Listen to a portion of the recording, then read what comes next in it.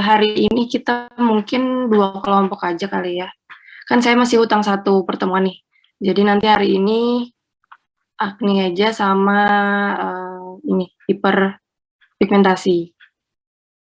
Yang histamin sama kontrasepsi cari waktu lain. Besok bisa? Ada waktu nggak besok?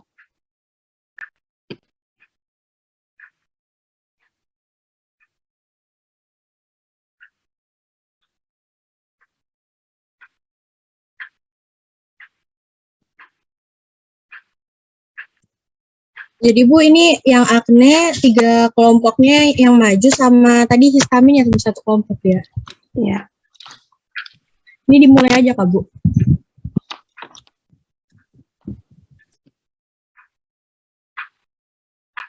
Enggak. Jadi kalau 2 kelompok aja. Jadi cuman akne sama hiperpigmentasi. Untuk antihistamin sama kontrasepsinya besok aja. Nanti cari waktu lain gitu. Karena kan saya masih 6 pertemuan ini totalnya ya kan. Nah,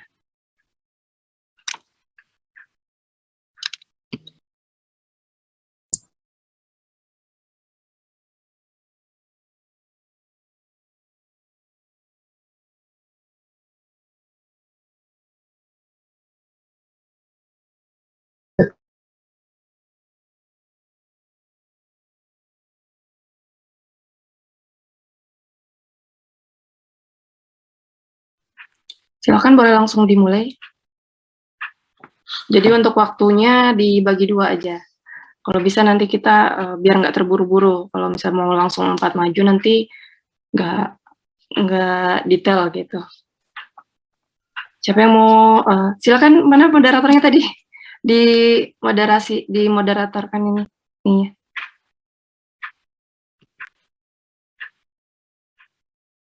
Siapa tadi? Dima ya? Ibu Dimanya masih terkeluar, tadi jaringannya lagi jelek. Dima terkeluar ya?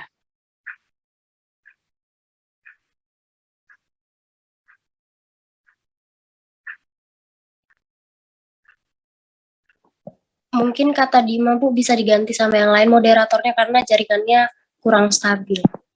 Ya, terserah siapa yang mau ini. Ibu, saya izin mau jadi moderator, boleh Kak Bu? Ya, silakan. Baik, Assalamualaikum warahmatullahi wabarakatuh. Selamat pagi, puji syukur marilah kita panjatkan kepada Allah Subhanahu wa Ta'ala yang telah memberikan kita rahmat berupa kesehatan sehingga kita dapat berkumpul di Zoom kali ini. Pertama-tama perkenalkan, nama saya Anissa Mutiara Kasih dari kelas A Farmasi Umum angkatan 2020.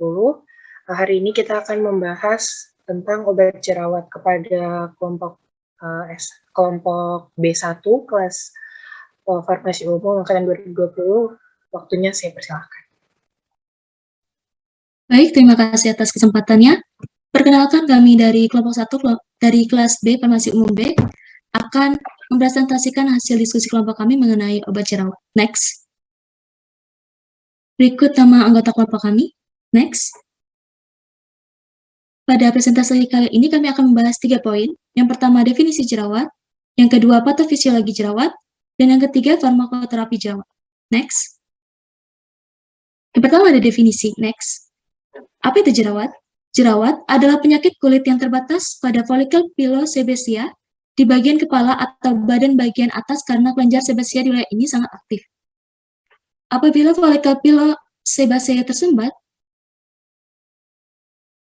maka sebum tidak dapat keluar dan terkumpul di dalam folikel sehingga folikel membengkak dan terjadi komedo yang merupakan bentuk permulaan dari jerawat.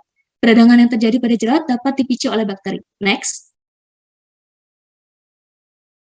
Ada 3 bagian yang terlibat. Yang pertama ada kelenjar sebaceae untuk mengeluarkan zat minyak yang disebut sebum. Yang kedua folikel kulit untuk menghubungkan pori-pori dengan kelenjar minyak atau sebasea. Selain itu dapat mengeluarkan sel-sel mati untuk dikeluarkan. Yang terakhir yang ketiga hormon androgen memicu peningkatan pembentukan sebum. Next.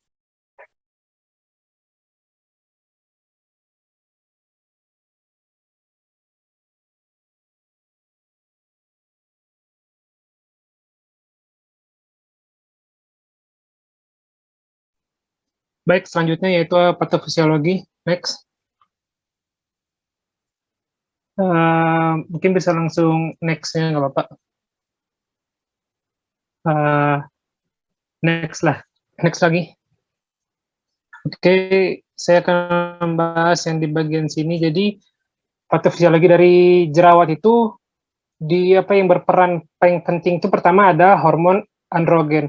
Hormon androgen itu ya kata lainnya adalah hormon seks. Contohnya itu ada testosteron, ada estrogen. Nah, hormon androgen ini dia akan berkaitan dengan androgen reseptor yang ada di sebosit dan dia akan merangsang untuk meningkatkan produksi sebum. Nah, androgen ini juga akan berikatan dengan keratinosit dan dia akan merangsang untuk terjadinya folikular hyperkeratosis atau mudahnya kita bilang hyperproliferasi atau ya menumpuknya kulit-kulit mati. Nah, menumpuknya kulit-kulit mati ini akan menghalangi jalan keluarnya sebum. Sebum ini kan minyak yang ada di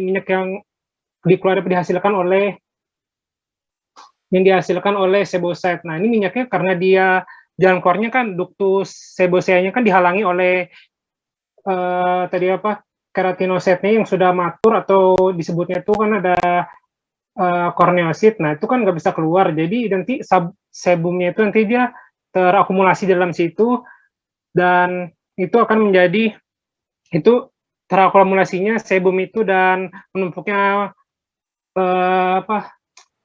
korneosit tadi itu akan menyebabkan yang namanya itu mikrokomedo. Nah, mikrokomedo ini kan dia mengandung sebum. Nah, dalam folikel kita ini ada flora alami, itu namanya bakteri Propionibacterium acnes. Itu kan bakterinya itu dia bisa mengeluarkan enzim dipase, protease, hyaluronidase, terus ada propatase. Ini bisa mendegradasi sel epidermis. Nah, ini degradasi sel epidermis ini akan menyebabkan inflamasi. Nah, selain itu singkatnya bakteri P. acnes ini dia juga bisa menghasilkan faktor kemotaktik. Kita bisa lihat di gambar itu. Nah, faktor kemotaktik itu apa itu? Faktor kemotaktik itu kayak kemampuan dia itu bisa menarik mediator inflamasi dari pembuluh. Nah, itu menarik neutrofil. Selain neutrofil dia juga bisa menarik monosit ya di situ. Nah, jadi menarik neutrofil ini dia tarik terus menerus, nanti dia neutrofil ini bisa merusak dinding folikelnya. Nah, dinding folikelnya rusak bisa menyebabkan komedonya nanti ruptur. Ruptur itu dia pecah. Komedonya pecah kan isi komedonya tadi itu ada sebum, ada bakteri, terus ada korneosit. Nah, ini pecah, dia masuk ke dermis. Nah, di dermis ini dia nanti akan menimbulkan, nanti tubuh akan meresponi sebagai kayak ada ancaman gitu. Jadi timbul respon imun dan isinya akan inflamasi. Soalnya kan sederhananya jerawat itu komedo yang terjadi inflamasi, dia makin parah jadinya. Terus selain itu bakteri P. acnes ini dia juga bisa mengaktifkan aktivasi yang namanya toll-like receptor 2 atau TLR2. Ya, ini adanya di monosit sama di keratinosit. Di keratinosit nanti dia bisa mengekspresikan integrin dan juga filagrin. Ini integrin dan filagrin ini dia berperan dalam pembentukan komedo ya, teman lihat. Nanti ini kembali lagi. Jadi nanti dia keratinosit ini juga menghasilkan integrin dan filagrin. Nanti dia akan membentuk mikrokomedo lagi. Nanti kembali ke situ lagi ngulang. Terus selain itu bakteri P. acnes ini juga bisa membentuk C5A. Itu C5A itu dia berperan dalam jalur komplement. Ini jalur komplement itu kan bisa menyebabkan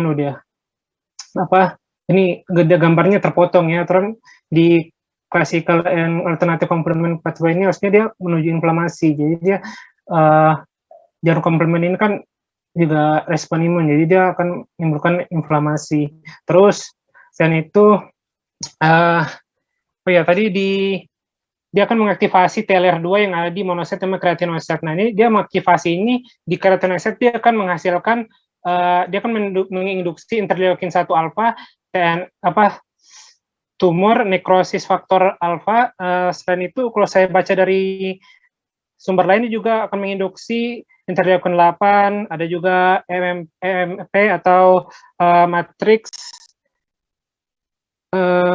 metaloproteinase.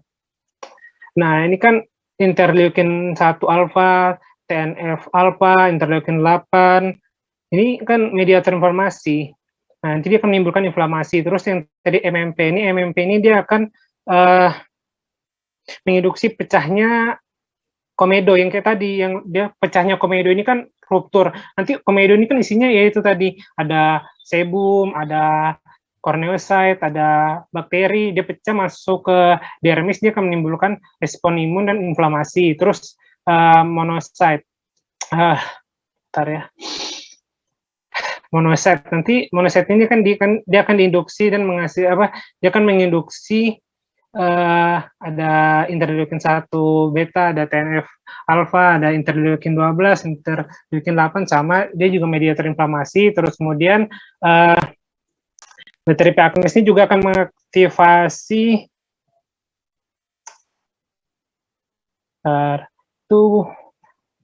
dia juga akan mengaktifasi AMP atau human beta defensi Nah, itu tuh sederhananya itu antimikrobakterial. Jadi itu kayak respon imun terhadap antimikrobakteri gitu kan.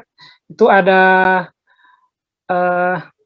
bakteri P. acnes. Nah, itu jadi AMP itu sebagai bentuk respon imunnya juga. Nah, itu kan menimbulkan nanti respon imun juga, nanti inflamasi. Jadi inflamasinya nanti dia akan menyebar. Kalau kita tadi ke slide sebelumnya kan ada itu, dia kan menyebar sehingga nanti dia terakhir itu membentuk, bisa ke slide sebelumnya kah? Sebelumnya.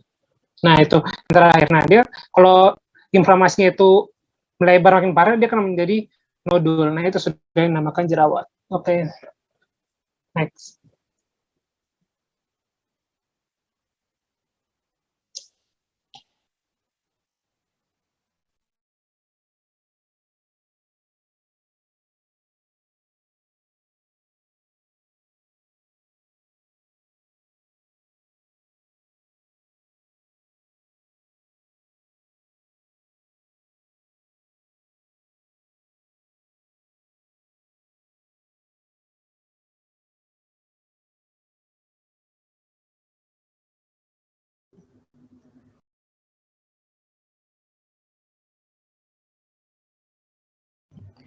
Terus yang selanjutnya itu farmakoterapi, next.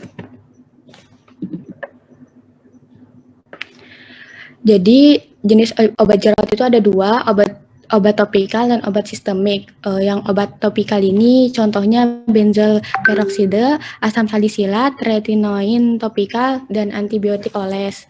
Kalau obat sistemik itu ada antibiotik oral seperti tetrasisilin, antiandrogen seperti spironolakton, dan isotretinoin. Next. Jadi yang pertama itu ada asam salisilat. Asam salisilat merupakan senyawa yang masuk ke dalam golongan keratolitik yang berguna sebagai eksfoliator sehingga sangat baik dalam membersihkan zat kulit mati. Cara kerja senyawa ini adalah dengan melembabkan kulit dan menghilangkan zat yang membuat sel-sel kulit mati menempel. Next. Selanjutnya ada tretinoin topikal. Tretinoin topikal tergolong ke dalam obat retinoid yang bekerja dengan mempengaruhi pertumbuhan sel-sel kulit dengan membuat lapisan kulit mengelupas seperti peeling. Cara kerja ini juga akan membantu membuka pori-pori kulit yang tersumbat. Next. Selanjutnya isotretinoin. Isotretinoin adalah retinoid sistemik yang diberikan secara oral pada kekuatan farmakologis 0,5 sampai 1,0 mg per kg per hari. Isotretinoin adalah terapi jerawat yang efektif, sementara mekanisme kerja yang tepat tidak diketahui. Isotretinoin menghambat fungsi kelenjar sebaseous dan keratinisasi pada dosis farmakologis. Obat ini telah diamati untuk mengurangi ukuran kelenjar sebaseous dan produksi sebum. Next.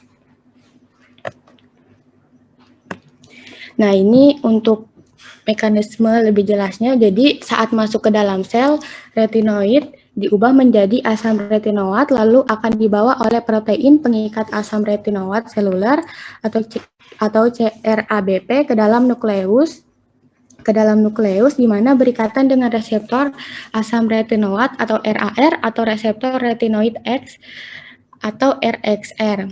Reseptor yang terikat ini kemudian mengikat yang disebut elemen respon asam retinoat pada gen target yang menyebabkan aktivasi faktor transkripsi. Lalu mengaktifkan sintesis faktor pertumbuhan epidermal, pengikat heparin, dan ampiregulin yang melalui interaksi dengan reseptor faktor pertumbuhan epidermal, menyebabkan proliferasi keratinosit basal sehingga menginduksi epidermis menebal. Melalui tindakan ini, retinoid mendorong pelepasan sel-sel kulit mati yang mengalami keratinisasi di permukaan yang mengarah pada pengusiran komedo matang dan penekanan pembentukan mikrokomedo. Lalu isotretinoin umumnya semua retinoid memiliki mekanisme aksi yang sama, namun tidak seperti agen topikal. Retinoid oral yang disebut isotretinoin memiliki aktivitas penghambat unik. Tambahan pada partikel sebaseous, yang artinya menghambat proliferasi dan diferensiasi sel penghasil sebum, sehingga mengecilkan kelenjar sebaseous dan mengurangi produksi sebum. Selain itu, isotretinoin oral juga mengurangi kolonisasi P. acnes dan jumlah leukosit yang berkumpul di tempat yang meradang sehingga mengurangi jumlah komedo yang terinfeksi dan meradang. Next.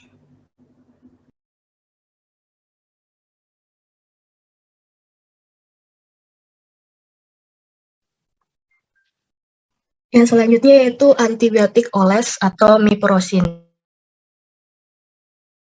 Dan ini dia bekerja untuk menurunkan jumlah bakteri dalam atau di sekitar folikel.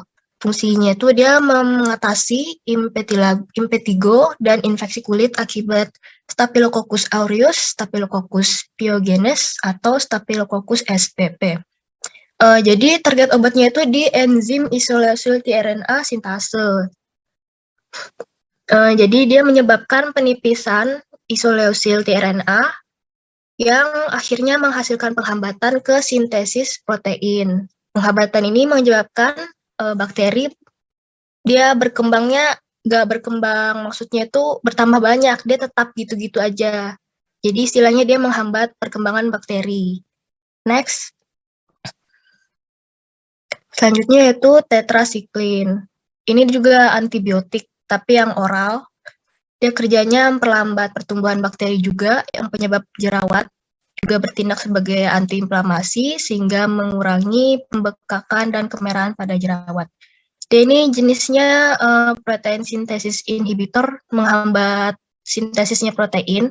Dia targetnya mengikat di subunit 30SR ribosom sehingga menghalangi masuknya molekul aminoasid tRNA ke dalam situs ribosom sehingga mencegah masuknya asam amino yang baru ke rantai peptida yang sedang tumbuh. Jadi rantai peptidanya itu tidak terbentuk gitu. Next. Kemudian ada benzoyl peroxide. Dia bekerja dengan cara mengaruhi pelepasan oksigen radikal di sekitar efek bakteri di sekitar jerawat. Jadi dia ada mengakibatkan efek bakterisidal pada P. acnes. Selain itu juga dia meningkatkan pembentukan kembali sel-sel epitel kulit sehingga penglepasan kulit jadi meningkat dan membantu menghilangkan jerawat. Next. bisa dilihat ya kalau antibiotik ini dia kerjanya kan langsung ke bakterinya, penyebab si jerawat ini, penyebab inflamasi kan. Nah, tapi kalau misalnya kita pakai antibiotik itu dikhawatirkan bisa terjadi resistensi. Oleh karena itu, lebih baik pakai benzoyl peroxide karena dia memengaruhi oksigen buat masuk ke pori-pori sehingga dia menyebabkan bakteri-bakteri itu nggak bisa bertahan hidup di lingkungan yang kayak oksigen sehingga dia terbunuh dengan racun, maksudnya toksisitas dari oksigen yang masuk ini terus merawatnya sehingga pori-pori menjadi bersih. Next.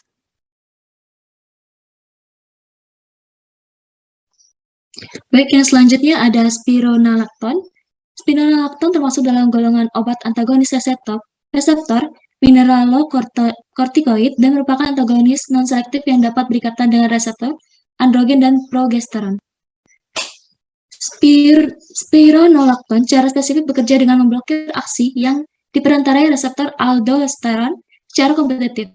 Efek blokade adalah tidak terjadi reabsorpsi natrium dengan retensi air dan terjadi peningkatan retensi kalium.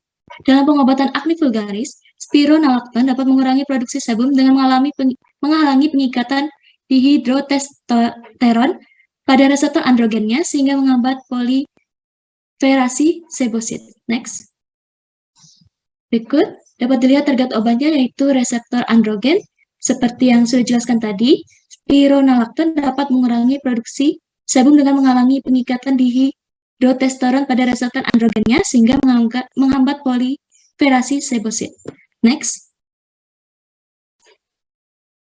Berikut sumber-sumber yang kami gunakan. Next.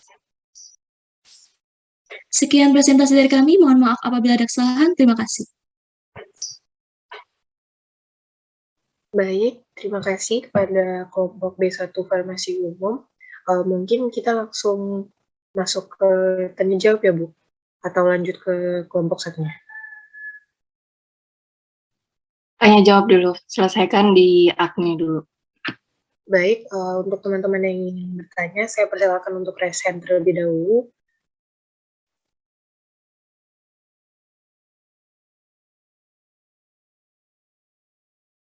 Baik, untuk penanya pertama, saya persilakan kepada Harfian Istafa untuk menyampaikan pertanyaannya kepada kelompok B1. Baik, Assalamualaikum warahmatullahi wabarakatuh. Perkenalkan, saya Arveni Safinianda dari kelas A. Saya ingin bertanya, saya pernah dengar apakah pil KB itu dapat menghilangkan jerawat? Jika benar, bagaimana mekanismenya pil KB tersebut bisa mengurangi aktivitas jerawat? Terima kasih.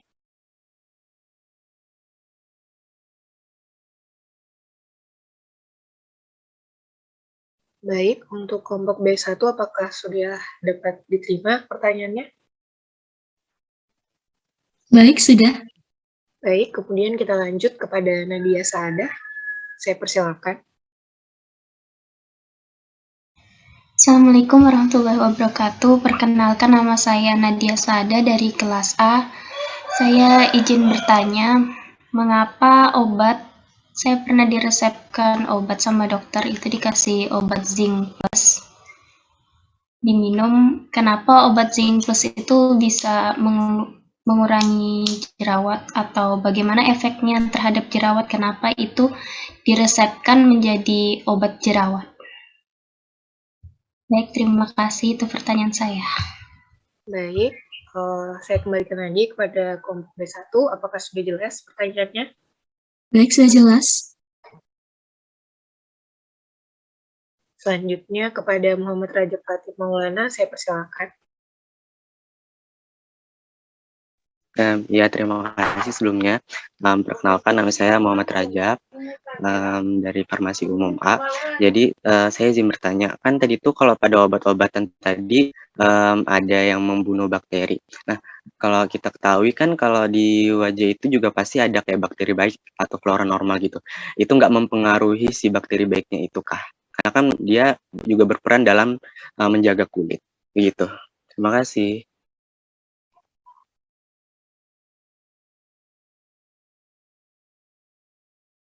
Baik, Bagaimana untuk kelompok B1 sudah jelas? Sudah dimengerti, terima kasih.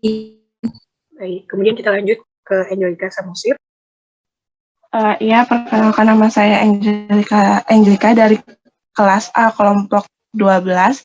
Saya ingin bertanya, dari penjelasan tadi kan exfoliate itu untuk mengangkat kulit mati ya, yang nantinya akan mengurangi produksi kulit mati yang menghalangi sebum, otomatis jerawatnya ini akan mengurang ya. Nah, tapi ada beberapa orang yang pakai exfoliate itu nggak lama langsung bikin timbul jerawat gitu. Nah, bisa dijelaskan nggak kenapa itu bisa terjadi?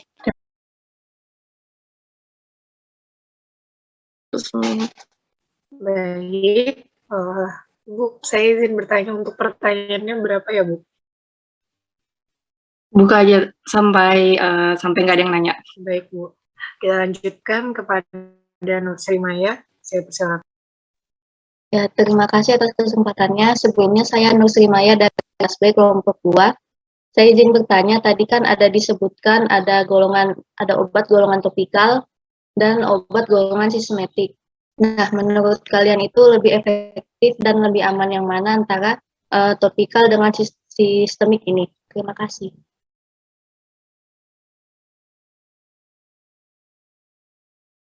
Saya kembalikan lagi kepada kelompok B1, apakah sudah jelas? Sudah jelas. Baik. Kemudian kita lanjut ke Anas. Baik, terima kasih. Saya ingin bertanya, bagaimana jerawat bisa mempengaruhi warna bercak-bercak pada kulit? Itu aja, terima kasih.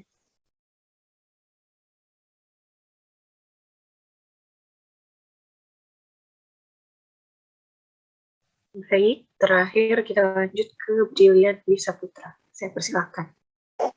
Oke, perkenalkan nama saya Brilian Dwi Saputra Bandu. Yang ingin saya tanyakan, tadi kan teman-teman sudah sampaikan mengenai antibiotik mupirocin. Yang ingin saya tanyakan,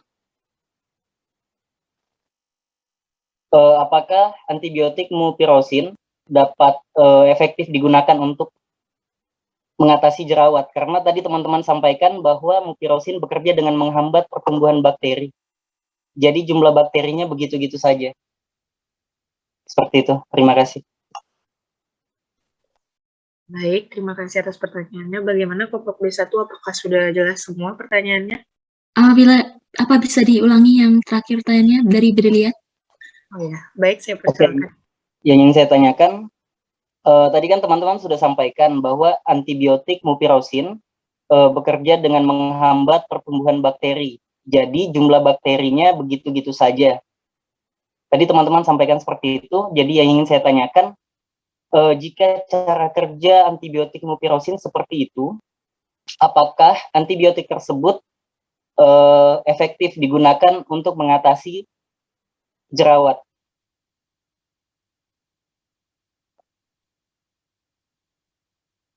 Itu saja, terima kasih.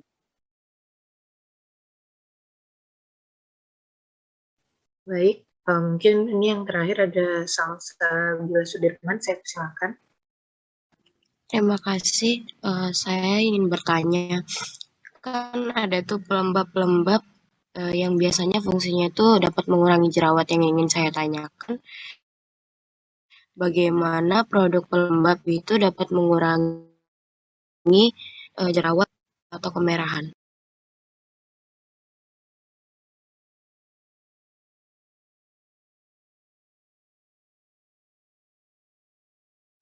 Baik, terima kasih Salsa atas pertanyaannya. Luisa, bagaimana? Apakah pertanyaannya semuanya jelas?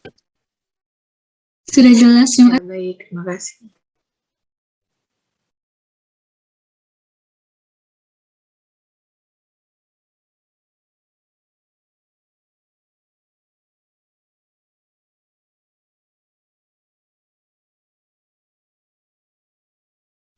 Sudah ada lagi yang mau tanya? Kalau nggak ada, silakan kelompok yang bersangkutan menjawab. Ini sekalian konsultasi ya tentang kulit ya. Nggak apa-apa, sekalian kita belajar sama-sama. Jadi anak farmasi itu boleh sampai termakan marketing nih, kan banyak tuh sekarang skincare. Nah itu, sekalian kita belajar di sini. Silakan kelompok yang bersangkutan boleh menjawab. Terus kelompok yang tidak presentasi, yang dapat tentang akne juga boleh menjawab ya, karena kan pasti udah belajar juga tuh. Nah silakan membantu temannya juga boleh.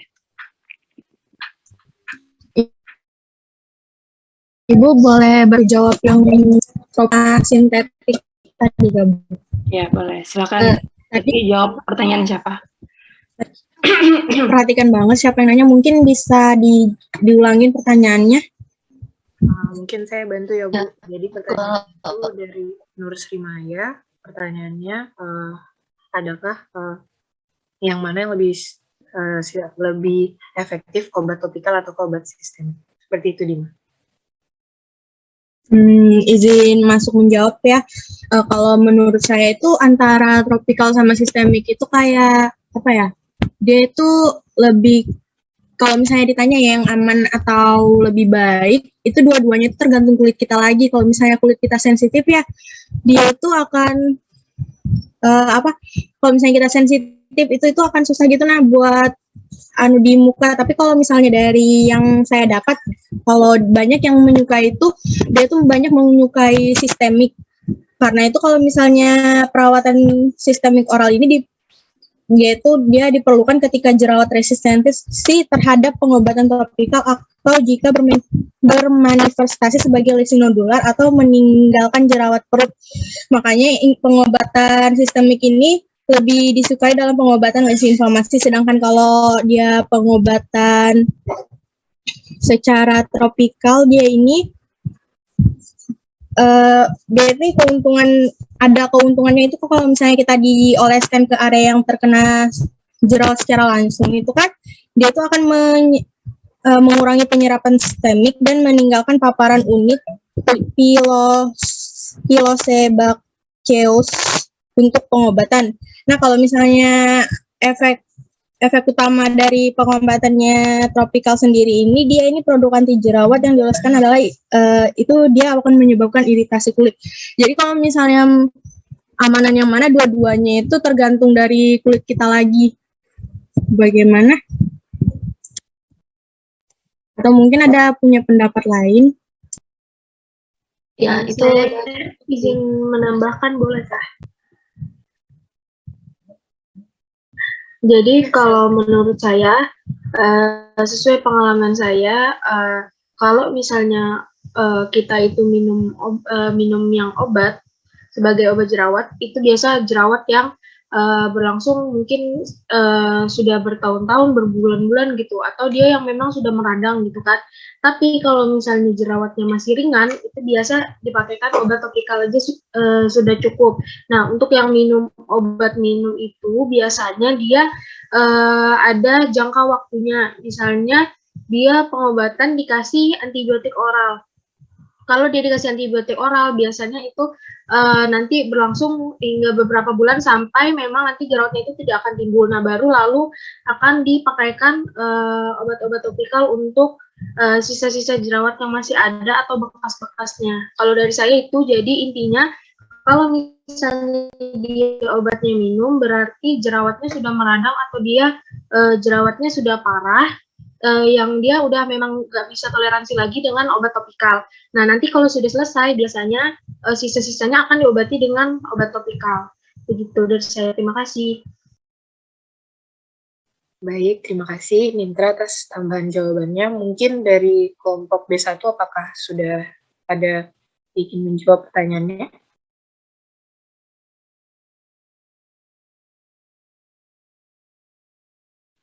Ya, silakan dijawab aja dulu semua, nanti saya komentari terakhir ya. Permisi, saya boleh jawab pertanyaan dari Angelica? Boleh, dipersilakan.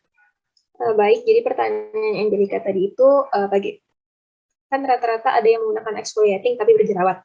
Nah, yang menyebabkan jerawat itu seperti kita tahu kan, exfoliating itu merupakan sebuah proses pengangkatan sel kulit mati. Nah, yang bikin rata-rata itu kan ada orang berjerawat karena exfoliating. Nah, kita lihat dulu di exfoliating ini gimana. Kalau dia terlalu over exfoliating, maka itu kan skin barrier-nya wajah itu bisa rusak. Karena kan exfoliate ini kayak mengurangi lapisan kulit.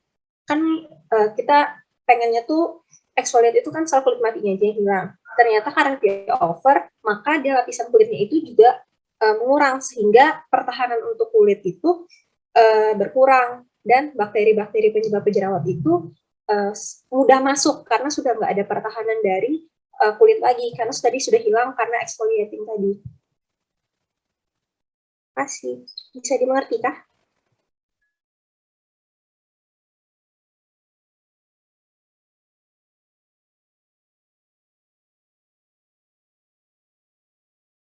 Baik, mungkin dari kelompok B1, apakah ingin menambahkan jawaban dari Nisha tadi mengenai exfoliating dari pertanyaan Angelica Samosir ya?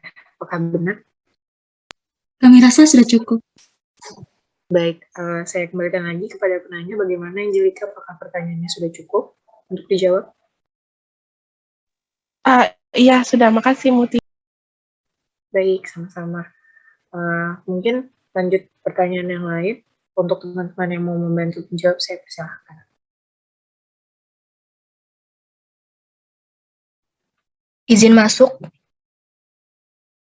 Baik, saya persilahkan, Marsha. Tadi saya mau jawab pertanyaan dari Brilian yang tentang mifurisin tuh karena dia nggak mematikan bakteri itu efektif nggak? Jadi kan bakterinya itu sudah nggak berkembang ya, dia cuma kayak gitu-gitu aja. Tapi di satu sisi kan sudah ada respon imun dari tubuh kita sendiri kan. Jadi nanti imun kita ini bakal ngebunuh si bakteri ini, jadi dia tetap mati. Begitu.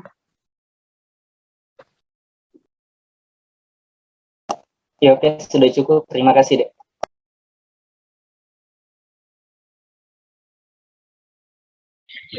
Saya mohon izin masuk. Saya akan menjawab pertanyaan dari Nadia Saada. Mengapa obat zinc plus bisa mengurangi jerawat atau bagaimana efeknya? Jadi, manfaat zinc untuk kulit salah satunya adalah mengobati jerawat. Jerawat ini terjadi karena adanya penyumbatan pada pori-pori kulit. Sel-sel kulit mati dan minyak bisa menjadi penyebab sumbatan ini. Bakteri kemudian berdiam dalam pori-pori yang tersumbat dan memicu peradangan. Nah, dalam beberapa penelitian, obat minum dan oles yang mengandung zinc terbukti dapat mengobati jerawat secara efektif. Kenapa demikian? Karena zinc membantu dalam mengurangi peradangan, menghambat pertumbuhan bakteri penyebab jerawat, dan menekan aktivitas kelenjar minyak.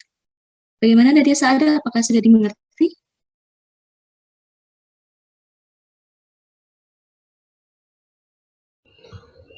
Saya ingin bertanya lagi, apakah semua obat zinc itu bisa untuk mengobati jerawat, ataukah cuman yang mereknya saat itu kan saya dikasihnya zinc plus. Kalau misalnya merek di apotek kan banyak macam-macam zinc. Apakah itu berbeda atau sama saja ya? Oke, baik, kami diskusikan terlebih dahulu. Baik, terima kasih.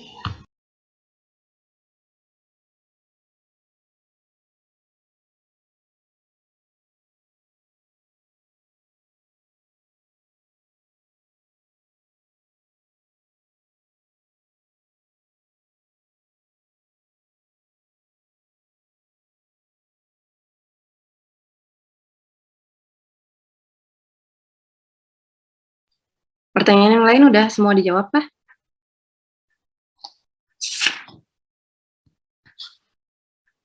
Masih ada, Bu, pertanyaan yang lain? Yang lain ada yang mau membantu menjawab pertanyaannya ini ya? Rajab belum ya? Dijawab ya? Nah, itu. Kelompok lain? Ibu mau nambahin jawaban buat pertanyaan Nadia. Boleh.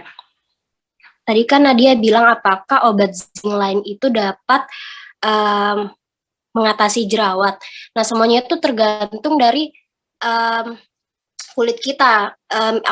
Kekurangan zinc itu termasuk salah satu penyebab wajah kita itu berjerawat. Jadi apapun obat zinc yang di dalamnya terkandung ada namanya zincnya, mineral zinc itu tuh boleh dipakai untuk mengobati jerawat kita. Jadi nggak hanya yang dibilang Nadia produk zinc plus aja, mungkin ada produk zinc lain tapi yang mengandung mineral zinc seperti itu, Bu.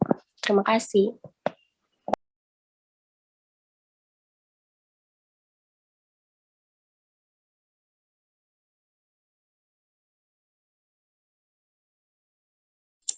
Bu izin menjawab pertanyaan dari Harfiani. Yang dia bertanya apakah pil KB dapat menyembuhkan jerawat. Pil KB dapat menyembuhkan jerawat karena aktivitasnya itu dapat mengurangi hormon androgen melalui berbagai mekanisme, yaitu dengan cara menghambat produksi hormon androgen di indung telur dan menghambat kerja hormon androgen pada kelenjar minyak di kulit sehingga dapat mengatasi jerawat.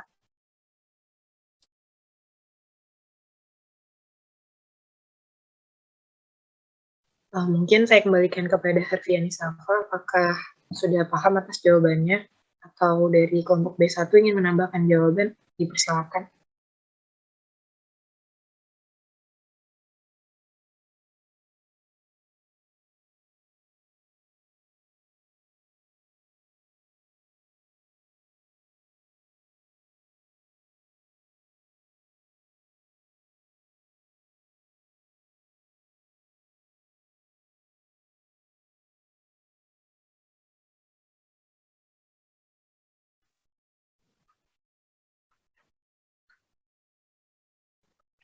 Izin menambahkan ya. Jadi pil KB itu kan kontrasepsi oral nih. Dia juga menghambat enzim 5-alfa reduktase. Enzim ini dia bertanggung jawab untuk mengubah testosteron menjadi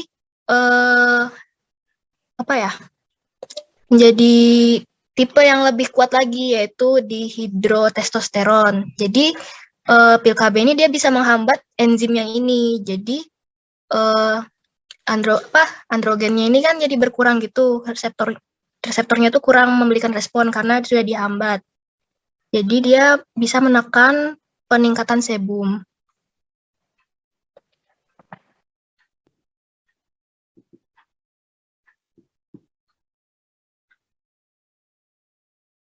Paham nggak maksudnya Marcia tadi?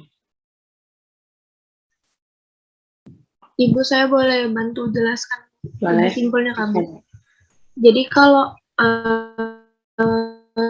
pil KB itu kan dia obat-obatan hormon kan ya. Nah, jadi pria sama wanita itu kan kita sama-sama punya hormon anti androgen. Nah, kalau misalnya hormon anti androgen ini tinggi di perempuan, nah itu dia akan meningkatkan produksi minyak dan juga dia ganggu folikel rambut kan. Nah, kalau misalnya kita minum obat hormon, nah hormon androgen ini nanti akan diseimbangkan. Jadi nanti produksi minyaknya dan juga itu akan produksi minyaknya menurun dan juga folikel rambutnya akan normal lagi. Jadi tidak akan timbul jerawat lagi. Kalau dari saya begitu, Bu. Yang lain bisa dipahami tentang ini? Kita sampai jam 9 aja ya, ini kuliahnya mungkin nggak sempat yang hiperpigmentasi di pertemuan terakhir aja, digabung sama yang 3. Udah selesaikan aja dulu yang acne, karena lumayan banyak nih yang acne nih.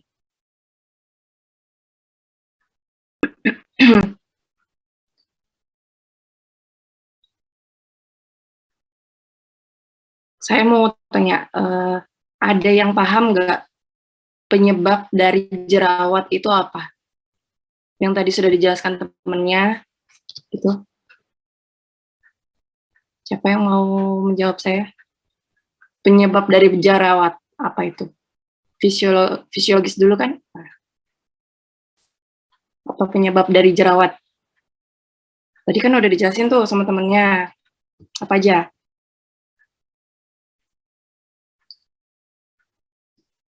Jauh ya sudah, ini tadi pertanyaannya sudah sampai ke apa?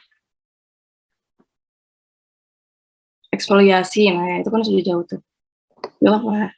Jadi kita kembali ke acne. Kenapa orang itu bisa berjerawat? Ada penyebabnya kan? Nah, penyebabnya apa? Kalau dari yang teman-temannya jelaskan, kita kan harus tahu penyebab, baru kita lawan sama obat, gitu kan? Kalau farmasi kan mikirnya gitu. Nah, gimana? Penyebabnya jerawat dulu apa? Yang pertama, Hormon androgen itu Kak Bu. itu terlalu belakang. Yang agak depan dulu, agak permukaan. Apa dulu penyebab jerawat? Produksi sebum, Kak Bu. Produksi sebum. Peningkatan produksi sebum, ya kan? Produk sebum itu apa sih? Sebum itu kayak minyak di kulit gitu. Di situ di dalamnya ada trigliserid, ada lipid-lipid ya. Intinya sebum itu adalah lipid. Peningkatan produksi lipid gitu kan. Itu penyebab pertama. Yang kedua apa? Apa penyebab kedua? Bakteri, Kak Bu. Ya, bakteri. Bakterinya apa namanya? P. acne ya. Nah, jadi ada dua sebenarnya intinya dari penyebab jerawat yang bisa kita targetkan untuk obat. Yang pertama, produksi sebum. Berarti kan kita mikir, produksi sebum meningkat nih saat berjerawat. Ya udah, kita farmasi, bagaimana caranya produksinya diturunkan. Sampai situ dulu. Itu kan satu target obat. Yang kedua tadi P. acne, yaitu bakteri. Bakteri gampang, tinggal dikasih antibakteri, ya kan? Antibiotik, sorry. Mau antibiotiknya yang mekanismenya menghambat dinding sel atau mekanisme dia menghambat sintesis proteinnya. Nah, itu yang penting adalah bakterinya dihancurkan supaya bakteri itu tidak menyebabkan apa yang disebabkan bakteri. Tadi yang dijelaskan Rahadi tadi. Apa yang disebabkan Inflamasi. bakteri? Inflamasi. Tadi ada disebutkan TLR4, TNF alpha. Nah, itu semua adalah inflamasi yang diikuti dengan sistem imun dan inflamasi. Dia terjadi bersamaan. Jadi inflamasi memanggil sistem imun, kemudian sistem imun juga meningkatkan produksi proinflamatori. Akhirnya ujung-ujungnya adalah terjadi inflamasi, gitu kan ya. Sehingga yang pertama obatnya, coba kita gambar aja ya. Ada yang bisa gambar nggak?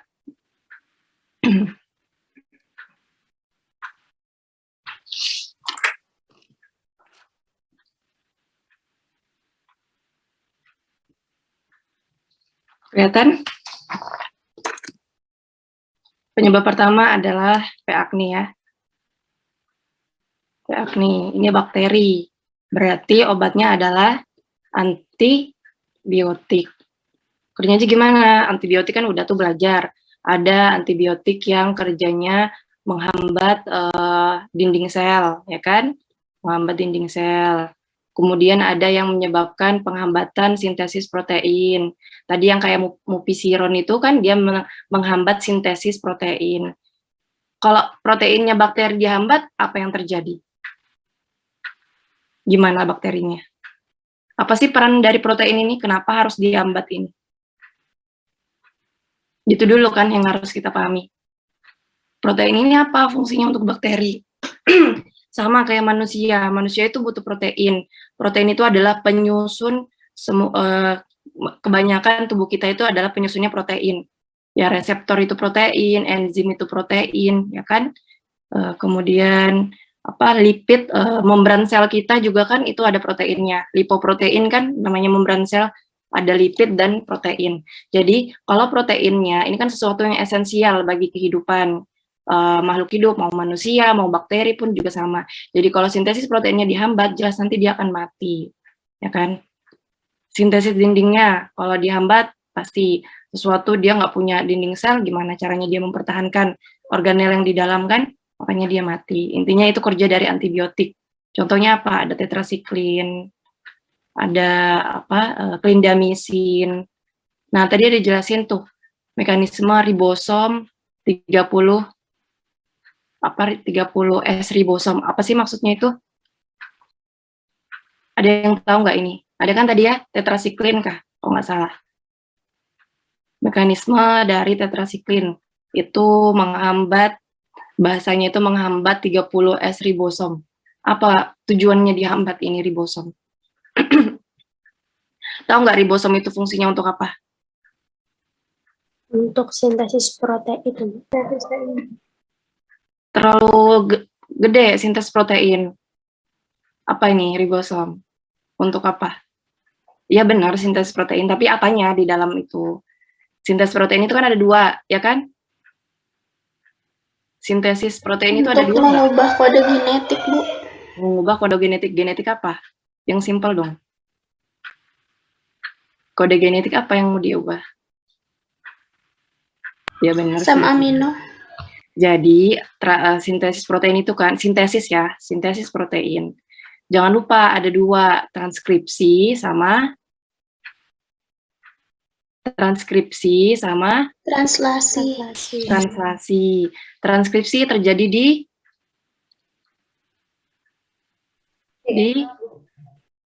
apa? DNA ya. Di DNA ya. DNA namanya nukleus ya, tempatnya DNA. Tempatnya ya, benar ya, di DNA.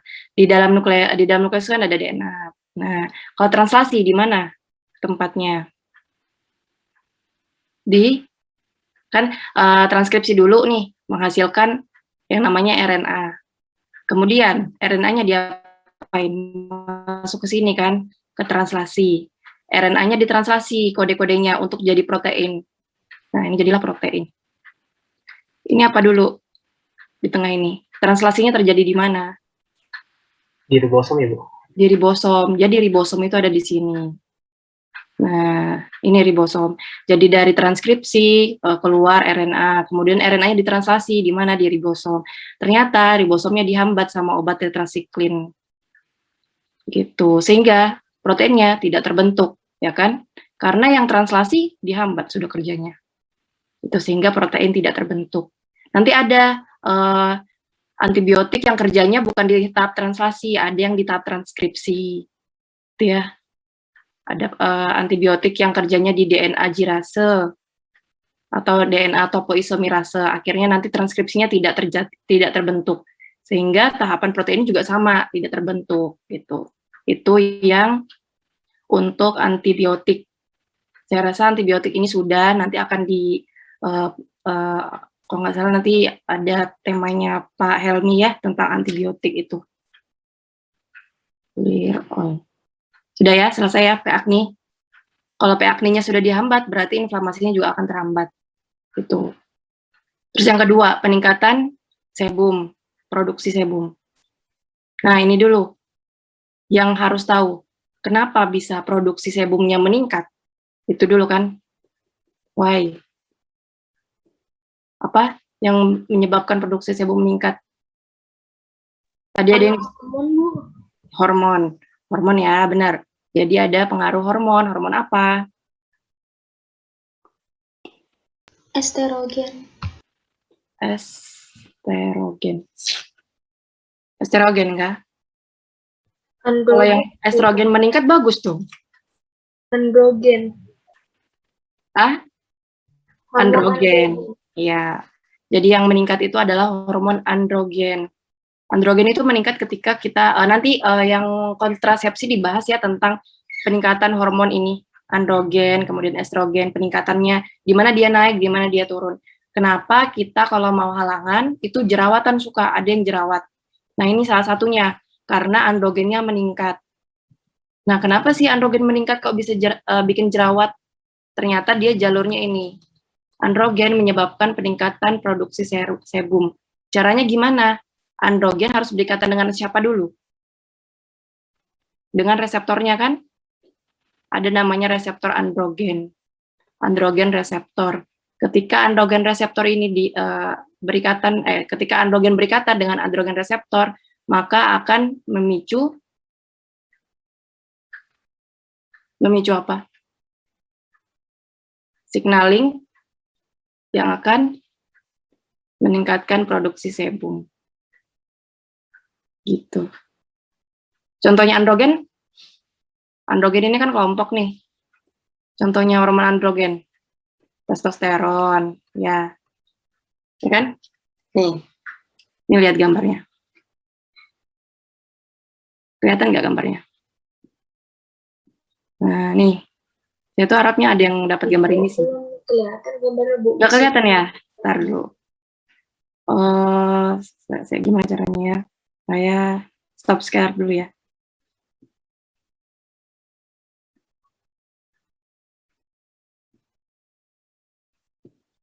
Ini kelihatan? Yang coretan Ibu kan ya? Bukan, gambar. Masih coretan Ibu, Bu. Masih coretan saya.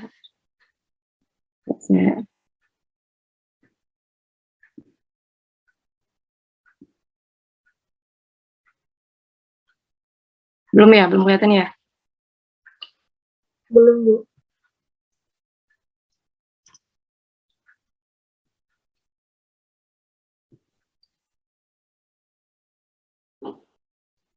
Oh ini, udah. Sudah, Bu. Nah ini ya,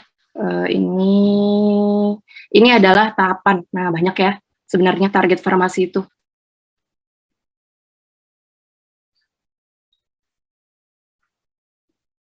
Nih, ini adalah proses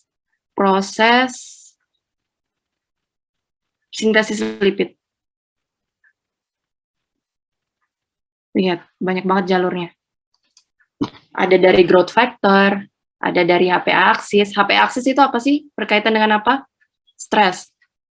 Ada yang stres jerawatan? Ada, Bu. Nah, iya, ini salah satunya. Salah satu jalurnya HPA axis itu adalah alur untuk stres ya. Jadi ketika kita stres bisa jerawat. Oh, ternyata di sini alurnya dia berikatan sama reseptor-reseptor, kemudian meningkatkan sintesis lipid. Di sini sintesis lipidnya adalah sebum ya kalau di kulit. Terus ada growth factor. Growth factor tadi itu adalah salah satu dari kerja retinoid ya. Ya kan dijelasin tadi temannya ya. Retinoid, retinoin, ini kerjanya adalah dia ketika berikatan dengan reseptornya, retinoid acid reseptor atau retinoid X reseptor. Nah, ketika dia berikatan, maka dia akan mengeluarkan growth factor. Nah, growth factor dia akan bekerja di sini. Dia akan hambat. Itu ya, nih, EGF. Lihat kan? Ketika ada EGF berikatan dengan reseptornya, maka dia akan menghambat sintesis lipid. Itu tadi kerjanya retinoid. Sudah ya, tadi temannya udah jelaskan. Berarti sisanya adalah hormon. Nih, drospirenone, estradiol. Ini adalah dua hormon yang bekerja di sini.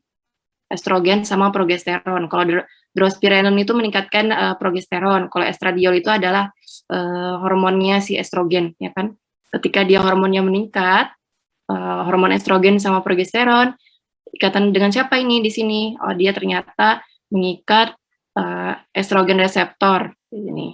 Ketika terjadi pengingkatan, maka dia akan menghambat, ya, negatif.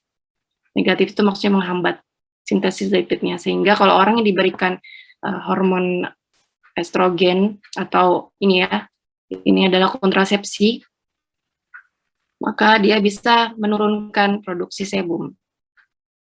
Begini mekanismenya. Bisa dilihat di sini. Nah, kemudian spironolakton. Spironolakton ini obat apa sih? Spironolakton. Ada yang tahu nggak spironolakton itu obat apa?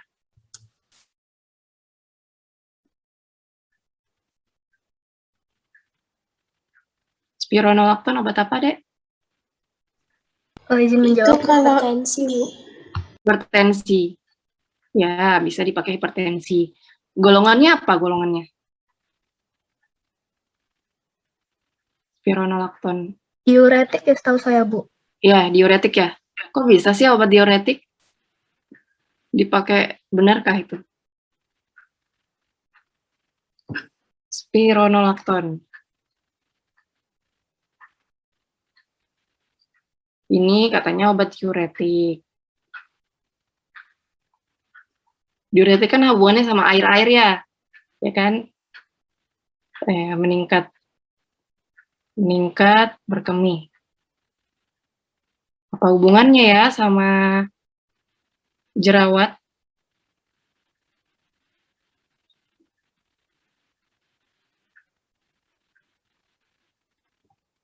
Ada yang bisa jawab? Yang presentasi tadi ada kan spironolakton? Temannya presentasi. Apa hubungannya spironolakton? Yang si diuretik kok bisa ke jerawat gitu? Jauh loh itu, ya kan? Dari area apa? Ginjal, ureter ke kulit. Gimana itu ceritanya? Nih. Ibu, boleh izin menjawab? Boleh. Karena spironolakton itu memiliki kemampuan untuk mengatur aktivitas hormon androgen. Karena itulah dia merupakan salah satu obat yang bisa mengobati penyebab jerawat hormonal pada manusia. Gitu. Nah, di Google gitu ya. Kalau kalian nih sebagai farmasi kan sudah belajar mekanisme kemarin kan, sudah belajar mekanisme diuretik. Apa yang dihambat sama spironolakton? Itu dulu. Kerja obat itu bisa satu. Kerjanya sama nih, menghambat reseptor apa, tapi reseptornya di mana? Nah, letak reseptor itu yang akan mempengaruhi efek. Itu. Apa yang dihambat sama spironolakton? Aldosteron. Aldosteron. Aldosteronnya kayak yang dihambat? Apakah spironolakton mendorong si aldosteron? Ingat konsepnya. Pembentukan kanalnya, Bu. Jadi benar ya, spironolakton sama aldosteron. Aldosteron. Ini anu ya, menghambat ini ya ceritanya. Apa yang dihambat sama spironolakton? Targetnya spironolakton apa berarti? Ayo, target berarti kalau ngomongin target apa? Reseptor ya, jangan ragu ya. Jadi selalu obat itu selalu punya target. Jadi kalau misalkan dia dibilang menghambat aldosteron, oh berarti ya salah satunya adalah dia bukan salah satunya, tapi kerjanya adalah dia menghambat reseptornya. Jadi obat itu nggak serta merta ada obat spironolakton nih langsung ngedorong si aldosteron, nggak kayak gitu. Tapi spironolakton itu menduduki reseptornya aldosteron. Apa nama reseptornya aldosteron? Aldosteron reseptor. Nah, aldosteron reseptor ini juga bisa diikat sama, ya aldosteron itu kan adalah hormon ya, hormon yang dihasilkan oleh kelenjar adrenal. Ya kan? Itu adalah hormon steroid kan, aldosteron ini. Ya enggak? Dia adalah kelompok hormon steroid. Nah, sama kayak tadi, androgen. Androgen itu juga adalah salah satu hormon yang dikeluarkan sama adrenal. Ya testosteron, sama-sama nih namanya testosteron. Ya kan? Testosteron. Nah, testosteron ternyata juga dia fungsinya sebelum dia bisa menghasilkan fungsi, dia pasti punya reseptor testosteron. Reseptor testosteron. Ini aldosteron reseptor sama testosteron reseptor itu adalah sifatnya sama. Jadi dalam satu reseptor itu bisa mengikat ya aldosteron ataupun testosteron. Sehingga spironolakton kerjanya di mana? Di reseptor kan. Apapun yang diikat sama reseptor ini akan dihambat kerjanya. Jadi kalau misalkan di kulit itu reseptor ini mengikat testosteron, maka testosteronnya akan dihambat. Sehingga terjadi penurunan dari produksi sebum. Bisa dipahami kah? Jadi ada reseptor di situ, reseptornya si steroid, reseptornya hormon steroid, reseptor hormon steroid, dia kalau di kulit dia bisa mengikat testosteron, ya kan? Maka sehingga kalau ada spironolakton ini akan dihambat tempat pengikatannya. Nah, ini bicaranya di kulit. Kalau di ginjal dia menghambat kerjanya si aldosteron. Ya, tapi reseptornya sama.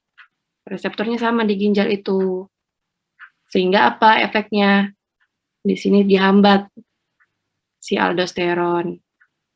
Penghubungnya adalah penghubung antara diuretik sama jerawat. Ini ternyata penghubungnya sama-sama reseptornya. Reseptornya sama. Nah, reseptor dari dua hormon yang berbeda ini sama. Sehingga si spironolakton itu kan dia nggak spesifik ke satu hormon, tapi dia bekerja untuk menghambat reseptornya. Gitu. Sehingga mau dia diuretik, mau dia jerawat, reseptornya sama, dihambat, maka efeknya beda. Gitu ya. Kalau yang dihambat di kulit, ya efeknya adalah penurunan produksi sebum. Kalau di ginjal, ya dia menurunkan reabsorpsi, sehingga nanti dia akan pipis-pipis, gitu kan ya, kalau yang di ginjal kemarin. Bisa dipahami ini?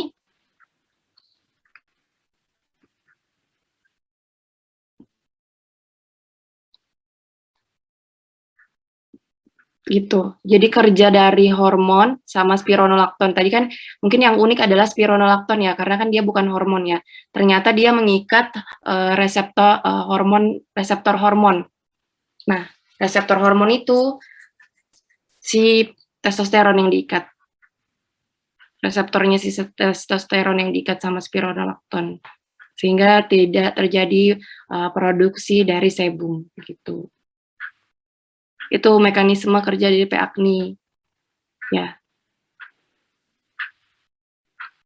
Gimana? Bisa dipahami nggak tadi?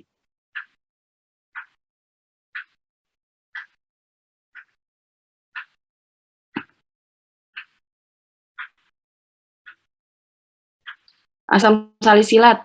Tadi disebutkan ya. Gimana mekanisme asam salisilat? Jadi mekanisme itu yang saya harapkan kalian menjelaskan tentang mekanisme itu fokus di targetnya apa, efeknya apa gitu. Jadi jangan bahasanya itu kayak meningkatkan produksi sebum. Itu bukan mekanisme, tapi itu adalah efek gitu. Mekanismenya adalah siapa targetnya dari obat ini sehingga sebumnya meningkat, sehingga produksi sebumnya menurun. Itu yang namanya mekanisme. Jadi bukan kata-kata gitu ya. Kayak tadi salisilat, asam salisilat ya. Tadi fungsinya gimana yang dijelaskan temannya?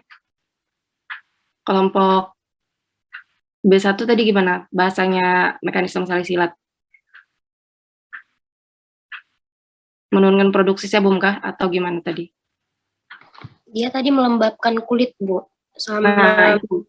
Melembabkan kulit. Gimana tuh mekanisme melembabkan kulit? Itu kan adalah efeknya kan, oh ya kulit lembab gitu loh, mekanismenya enggak. Sama apa tadi? Gimana, Dek? Sama membuat sel-sel kulit mati. Berangkat, terkelupas ya, eksfoliasi. Eksfoliasi itu akibat dari sifatnya. Asam salisilat itu kan agak asam. Jadi asam itu kan agak menyebabkan kerusakan pada sel kulit mati atau stratum corneum sehingga terangkat. Ada lagi mekanismenya asam salisilat yang terkait farmakologi. Asam salisilat itu kelompok obat apa?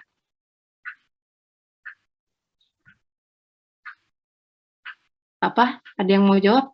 Kelompok obat apa asam salisilat? Kenapa kok bisa dipakai sebagai obat jerawat? Steroid kan, Bu? Bukan steroid kan asam salisilat. Kalau steroid itu kan bukan steroid kalau asam salisilat. Kalau steroid itu kan glukokortikoid, nah itu steroid. Yang benar adalah non-steroid, NSAID. Masih ingat nggak sih NSAID? Ya kan? Asam salisilat, kemudian asam mefenamat, ibuprofen, itu kan semua adalah NSAID kan? Non-steroid, kelompok analgesik yang bukan steroid. Nah, kenapa bisa dipakai di situ? Ternyata NSAID itu kerjanya di enzim apa? Salisilat kerjanya di enzim apa? Sama kelompoknya itu. Kalau satu kelompok dia biasanya kerjanya sama. Apa enzim yang ditargetkan? COX-1, COX-2, Bu. COX-1, COX-2, iya. COX-1, COX-2 menyebabkan apa? Produksi mediator inflamasi. Mediator inflamasi, sehingga kalau COX-nya dihambat, maka inflamasinya menurun. Nah, disimpulkan, asam salisilat kerjanya bagaimana?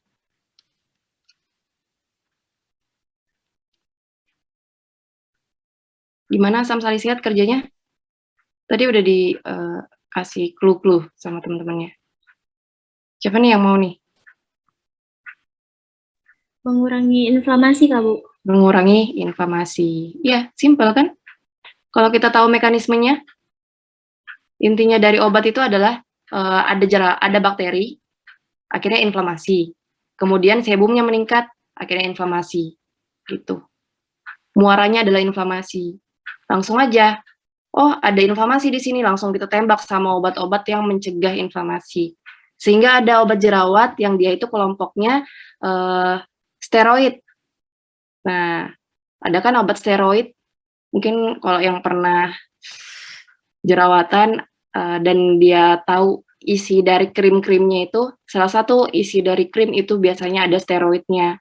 Tujuannya apa? Untuk menghentikan inflamasi yang terjadi. Gitu. Jadi dia langsung nembak di bawah, bukan penyebabnya. Nah, sehingga kalau misalkan sudah nggak bisa, tadi kan ada juga tanya nih, bagusan mana, topikal atau apa sistemik?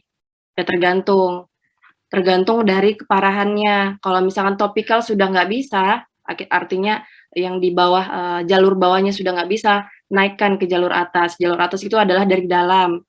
Ya udah, mainkan di mana? Di hormon. Hormon itu adalah yang paling besar kontribusinya dalam memproduksi sebum, dalam proses produksi sebum. Sehingga apa, orang yang sudah jerawatannya sudah parah, kayaknya sudah nggak bisa nih kalau pakai topikal, ya udah tembak di hormon. Jadi hormonnya yang diatur gitu. Efeknya akan bagus untuk jerawat, tapi efek sampingnya gimana? Kalau dia namanya obat oral, itu efek yang diinginkan pasti lebih tinggi, namun efek yang lainnya yang akan muncul atau side effect, ya kan? Gitu. Bisa dipahami nggak ini hari ini kuliahnya? Jadi udah tahu ya, kalau acne itu adalah yang kita target. Yang pertama adalah antibakteri, yaitu antibiotik ya. Kita mau hancurkan si P. acne tadi, caranya gimana ya, kasih antibiotik. Antibiotiknya bisa kerjanya menghambat sintesisnya, atau menghambat sintesis protein di jalur transkripsi ataupun jalur translasi. Udah, intinya adalah matilah ya bakterinya. Kalau bakterinya mati, inflamasinya turun, ya kan? Nah, terus yang kedua adalah hormon.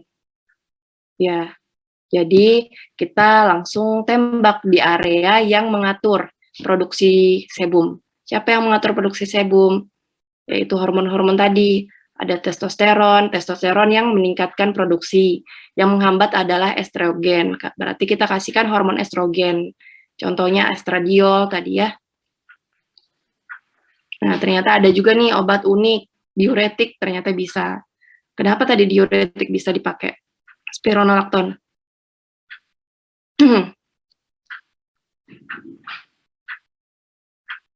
Karena dia menghambat reseptor dari hormonnya itu, Bu. Ya, jadi karena dia menghambat reseptor dari hormon tersebut. Gitu. Jadi jangan bingung, ini kan diuretik nih, kok bisa sih dipakai untuk kulit? Nah, lihat dulu reseptornya di mana. Ternyata reseptornya sama antara yang di ginjal sama yang di kulit. Sehingga kalau yang di kulit dia efeknya efeknya menurunkan sebum, kalau yang di ginjal ya dia meningkatkan produksi urin, ya kan?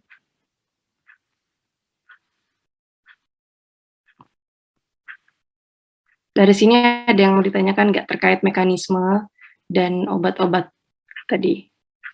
Jadi sebenarnya udah jauh ya tadi ya pertanyaan-pertanyaannya. Karena kita masih ada 5 menit lagi, saya minta satu orang simpulkan. Siapa yang mau simpulkan? Terserah siapa. Ada yang mau menyimpulkan? Oh enggak, saya tunjuk aja ya.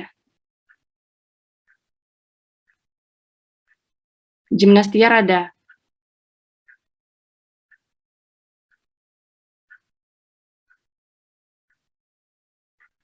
Gimnastiar ada nggak?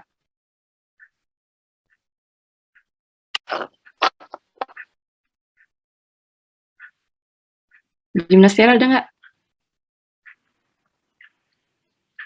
Masih tidur ya, gimnastiar ya?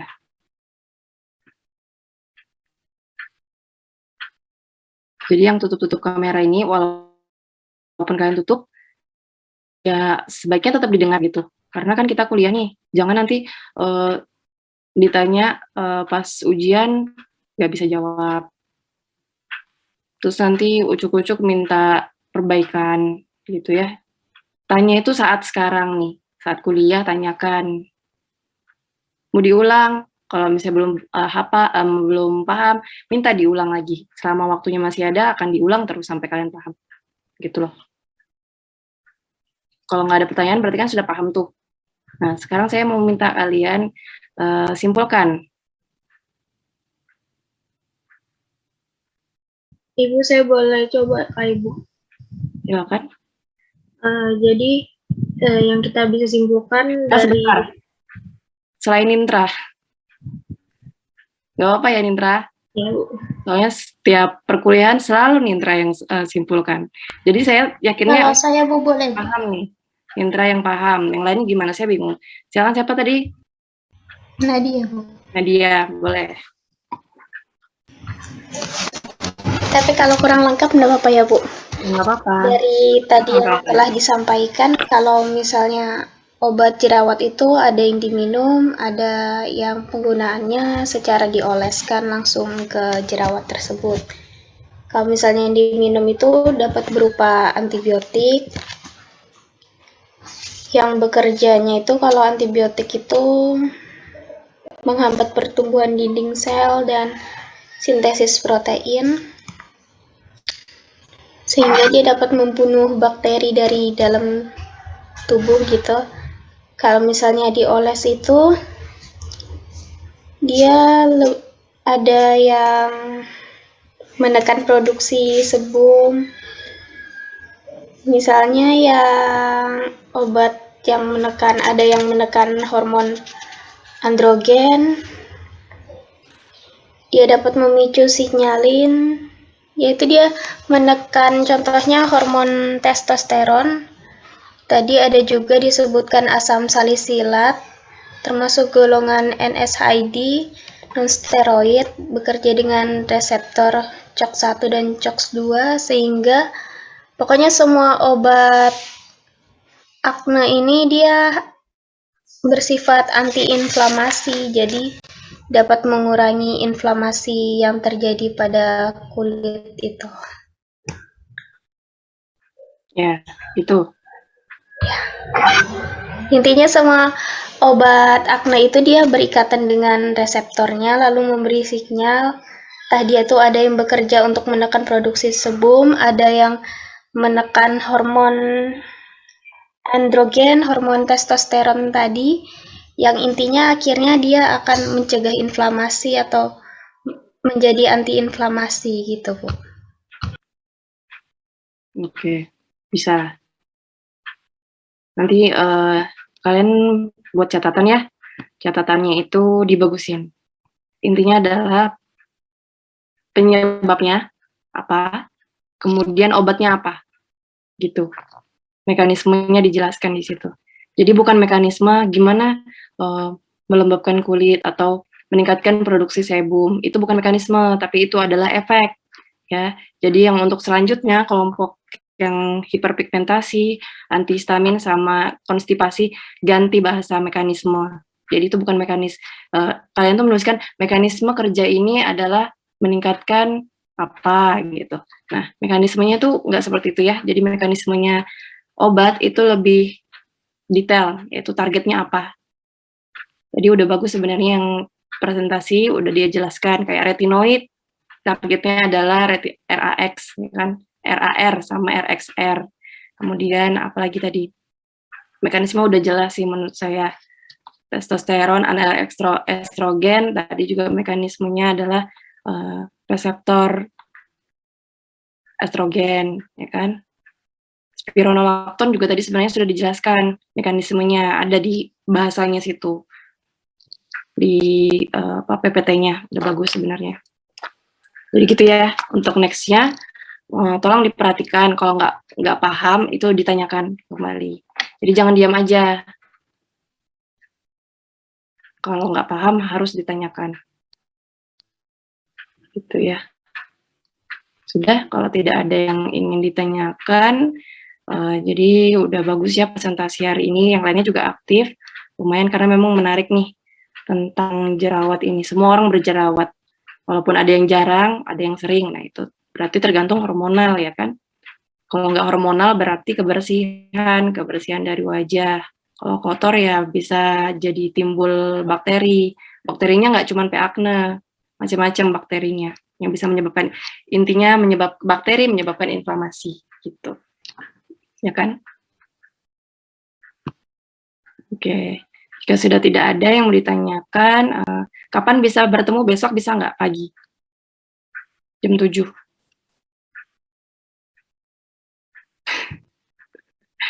Kenapa Regita? Langsung melotong. Nggak bisa ya? Kepagian ya? Atau hari lain nggak? Besok sebenarnya juga ada kolokium sih. Hari lain ada yang kosong nggak? 1 pertemuan lagi. Kita kurang 1 pertemuan. Minggu depan sudah ganti dosen ya. Tapi saya masih utang 1 sama saya. Nah, dicari waktu. Terserah hari apa. Saya tuh selalu bisa sih. Minggu depan banyak kosongnya. Nah, jadinya cari waktu kapan aja boleh. Pagi, malam, kalau kalian nggak punya waktu juga boleh. Ya, yang penting yang presentasi siap. Dan yang audiens juga siap menerima materinya. Gitu. Kalau besok bisa nggak pagi jam 7? Jam 7 sampai jam 8 gitu.